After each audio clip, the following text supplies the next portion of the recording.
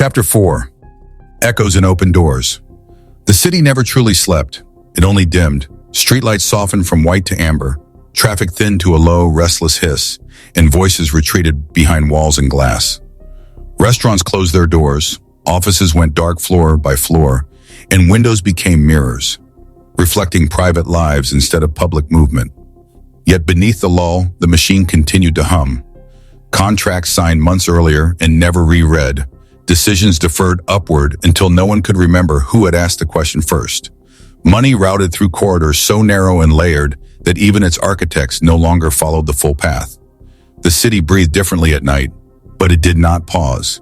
And one by one, the people caught in its turning gears began to feel the pressure. Not loudly, not all at once, but in the quiet places where pain always settled first. In missed paychecks, in sleepless hours, in documents reviewed twice because something didn't sit right, in memories that refused to stay buried. Isabella lay awake beside Alexander, her body still while her mind refused rest. He slept easily, sprawled with the unconscious confidence of a man whose life had never required vigilance. His tall frame rose and fell in slow, even breaths, shoulders relaxed, one arm thrown loosely across the sheets as though the world could not possibly surprise him. Wealth softened him in sleep. It always had.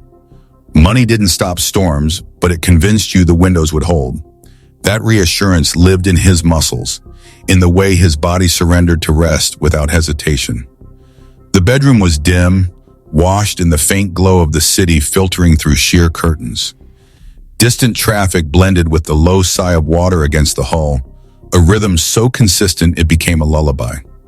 When Alexander shifted, his hand brushed hers, large fingers curling instinctively, searching without waking. A habit, an assumption. Isabella's chest tightened. Not with love, at least not purely, but with something sharper and heavier. The quiet mourning of a future that would never be allowed to exist, honestly. She turned toward him and studied his face in the low light, the strong jaw softened by sleep, the faint crease between his brows, smoothed away. The vulnerability he never carried into daylight. In sleep, he looked almost young, almost unguarded. She let their hands rest together for a moment, skin warm against skin, a silent acknowledgement of the truth he lived inside. He trusted her completely, more than anyone alive, and she was going to take everything from him. Not out of cruelty, not out of impulse, out of history, out of debts written long before either of them had language for what they were becoming. Debts the system had tallied quietly and never intended to repay. Isabella closed her eyes and breathed in slowly, letting the warmth wash over her like water. Then, with careful precision, she withdrew her hand, as if separating not just from him, but from the version of herself that might have stayed. She rose from the bed and moved barefoot across polished floors, steps soundless, her tall frame reflected faintly in the dark glass. She wrapped herself in a light robe and crossed into the living space, where floor-to-ceiling windows opened the room into the night. Beyond the glass stretched endless black water, broken only by distant lights and the quiet creak of the yacht's movement, an illusion of isolation floating atop unimaginable reach. Out here she could breathe. Out here memory could surface without breaking her open. The night wrapped her around her like a confession.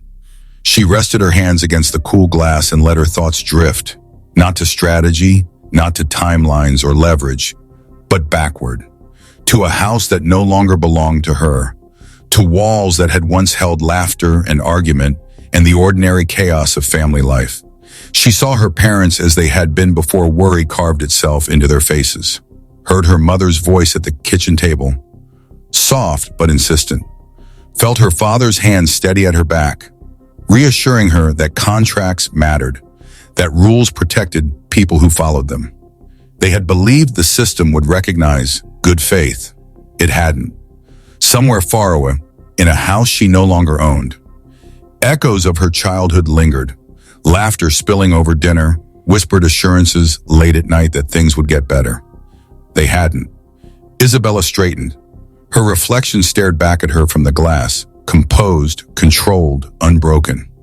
Whatever tenderness remained in her had been folded carefully away, not erased, but disciplined. The machine below the city kept turning, and this time it would pay its debts in full. Lisa had not meant to fall asleep on the couch. Exhaustion never asked permission. She woke to the low murmur of a late-night broadcast, the television cycling through headlines she had already heard and commentaries she no longer trusted. Pale, flickering light washed across the living room, flattening color and shadow into something temporary and unreal. For a moment, she didn't move.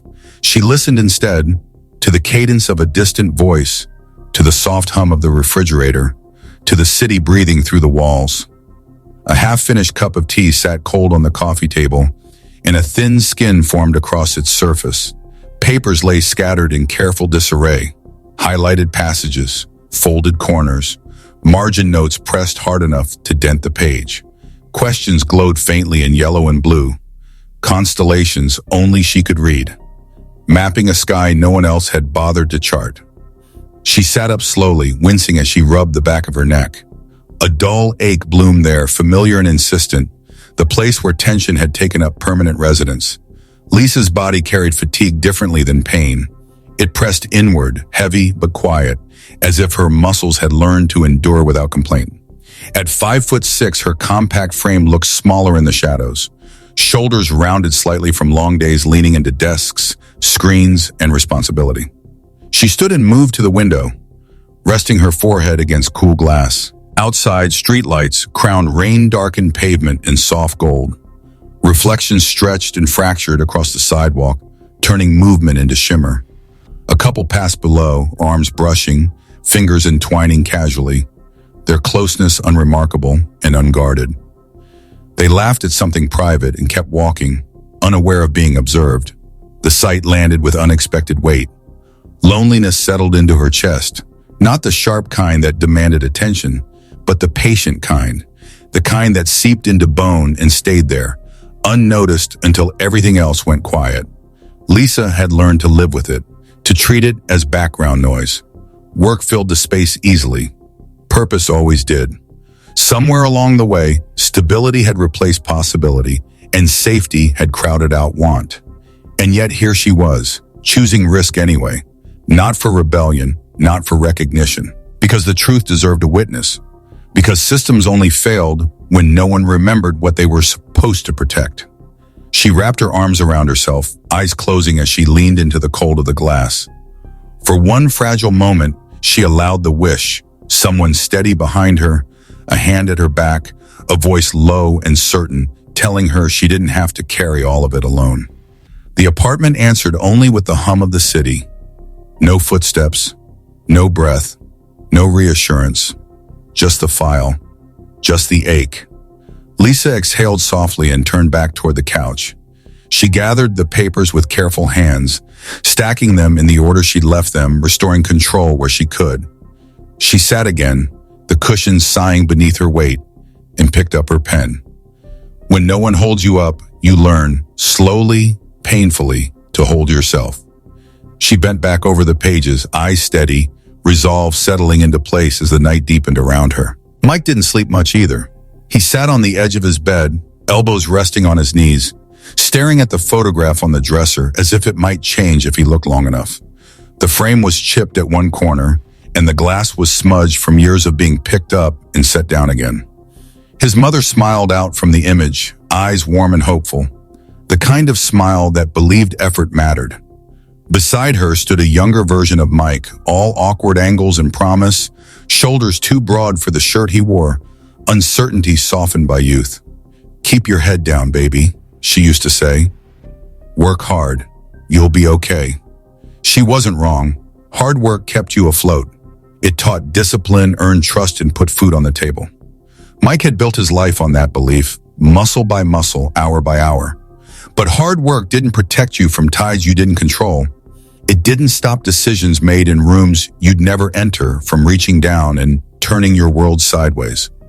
Mike rubbed his face with rough hands, fingers tracing the lines fatigue had carved there over the years. His palms smelled faintly of dust and metal, residue that never quite washed off. A quiet laugh slipped out of him. Not humor, not bitterness exactly, but disbelief, the kind that arrived when something you'd trusted turned out to be incomplete. The apartment was silent except for the refrigerator's low buzz and the distant bark of a dog outside. Somewhere down the hall, a door closed. Life continued, indifferent to his unrest.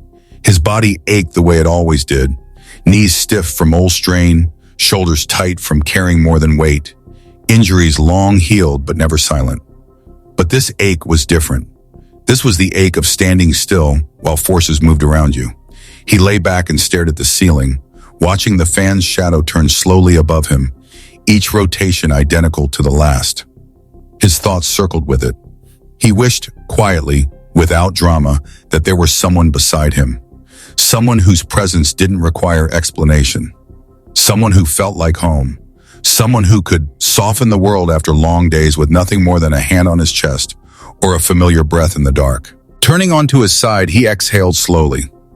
Loneliness, he realized, wasn't loud. It was domestic, familiar, endlessly patient. Far from Mike's small apartment, far from Isabella's glass-wrapped solitude and Lisa's paper-lit living room, a windowless room hummed beneath fluorescent lights and whispering air vents. Gray Finch sat at a narrow table, posture straight-backed and precise, her features sharpened by sterile glow. There were no decorations, no personal items, only function. Screens glowed softly in front of her, pages turned without sound. Names resolved into patterns as she moved through incident logs with practiced efficiency. Lisa Carter, risk proximity increasing. Mike Alvarez, emerging intersection. Urban renewal, narrative instability rising. Gray did not panic. Panic was inefficient. She adjusted parameters instead, fingers moving across keys with controlled economy. Precision was her faith. She believed in systems not because they were kind, but because they prevented collapse. Destabilization harmed the many.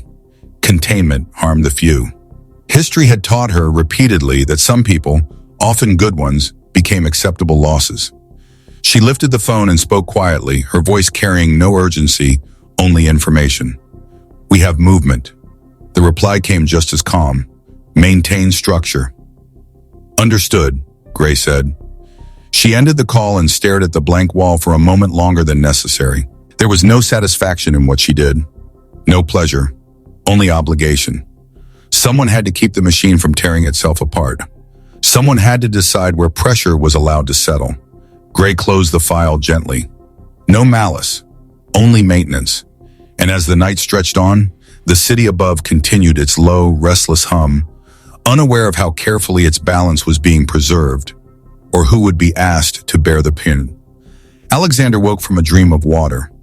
Not the calm, obedient sea that framed his waking life, but something darker, depth without horizon, a current moving with purpose beneath the surface.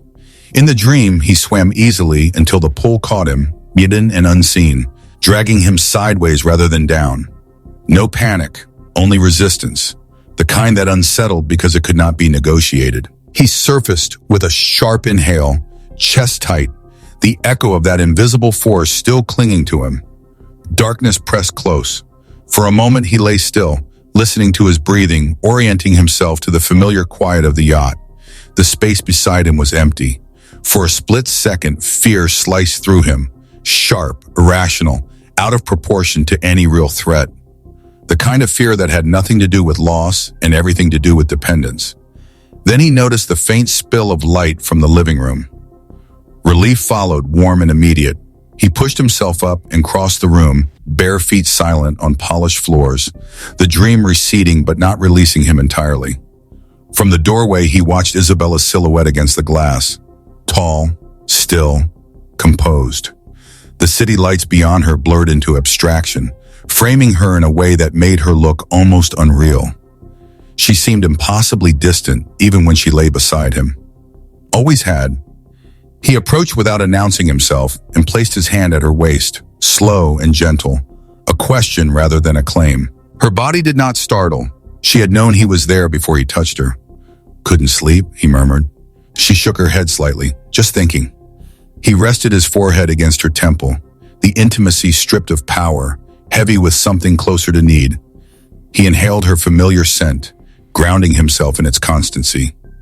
"I don't like when the world feels uncertain," he admitted. The words surprised him as soon as they left his mouth. He did not speak like that in daylight. Uncertainty was something he managed, not something he named. Yet here, in low light, wrapped in the illusion of stillness, the truth found space. She softened into him, not from obligation, but because some part of her still wanted to surrender him. The warmth between them was real. That was what made everything else so dangerous. "I know," she whispered. "But you always land on your feet." He smiled, a small, tired expression that never survived into morning. In that fragile closeness, where power dissolved and vulnerability took shape, the tragedy of them sharpened. He trusted her heart without question, trusted the steadiness of her presence, trusted that whatever turbulence came, she would be there to absorb it with him. She trusted her mission.